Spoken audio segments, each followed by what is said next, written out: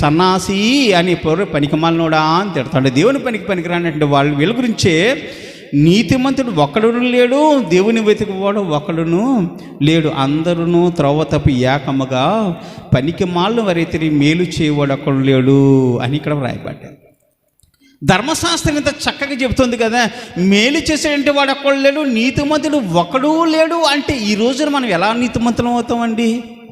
దేవుని గ్రంథం సాక్ష్యం చెప్తుంది, మీరు నీతిమంతులు కాదురా, పాపులు, అబద్ధికులు, దుర్మార్గులు, దుష్టులు, నీచమైన బ్రతుకు బ్రతికేటువంటి వారు, ఎంత నీచమైన బ్రతుకుతూ దేవునిని వెతక్కుండగా త్రోవ తప్పి ఏకముగా పనికిమాలిన వారు అయిపోయారా, మీరు నీతిమంతులేమిటి అని దైవ గ్రంథం చెప్తుంటే నీతిమంతులని మనం ఎలా చెప్పగలుగుతాం?